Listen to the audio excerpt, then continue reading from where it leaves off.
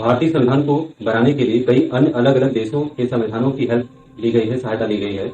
अलग अलग देशों के संविधान से अलग अलग कई प्रावधान लिए गए हैं। तो आइए हम देखते हैं किन किन देशों से कौन कौन सा संविधान का कौन कौन सा प्रावधान लिया गया है। इस वीडियो में हम देखेंगे। तमाम प्रतियोगी परीक्षाओं में ये बहुत ही महत्वपूर्ण होते हैं और इससे संबंधित प्रश्न पूछे जाते हैं।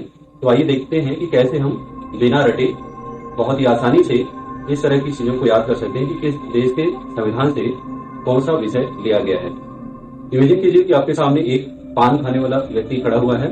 आप उससे पूछते हैं तो वो बताता है कि वो विधि द्वारा स्थापित प्रक्रिया के तहत बना हुआ पान खा रहा है। तो यहाँ पर पान से होगा हमारा देश जापान, और जापान से लिया गया है विधि द्वारा स्थापित प्रक्रिया का प्रावधान जापान से लिया गया है।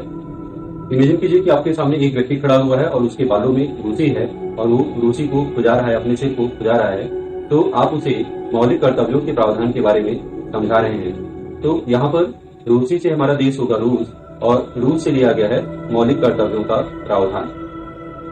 कल्पना कीजिए कि पूरे देश में कहीं से जर्म आ गए हैं, बहुत सारे जर्म, और इस वजह से राष्ट्रपति ने आपातकाल लगा दिया है और आपातकाल के दौरान सभी के मौलिक अधिकारों की शक्तियां राष्ट्रपति ने अपने पास ले ली हैं। तो यहाँ पर जर्म से होगा जर्मनी, और इसका मतलब हुआ आपातकाल के प्रवर्तन के दौरान मौलिक अधिकारों संबंधी शक्तियां राष्ट्रपति को दी जाएंगी। इसका प्रावधान जर्मनी के संविधान से लिया गया है।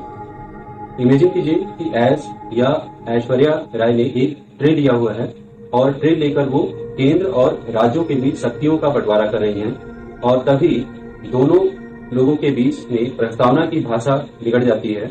तो वो संसदीय विशेषाधिकार का प्रयोग करके समवर्ती सूची का प्रावधान कर देती हैं। तो ऐश और ट्रे से हम एक देश को लिंक कर सकते हैं, वो देश है ऑस्ट्रेलिया, और ऑस्ट्रेलिया से लिया गया है केंद्र एवं राज्यों के बीच शक्तियों का बंटवारा, समवर्ती सूची का प्रावधान किया गया है, संसदीय विशेषाधिकार का प्रावधान एवं प्रस्तावना की भाषा का प्रावधान ऑस्ट्रेलिया के संविधान से लिया गया है। इमेजिन कीजिए कि साउथ अफ्रीका के कुछ लोग आकर भारत के संविधान में संशोधन का प्रावधान करना चाहते हैं। तो इसका मतलब हुआ साउथ अफ्रीका के संविधान से लिया गया है संविधान के संशोधन का प्रावधान।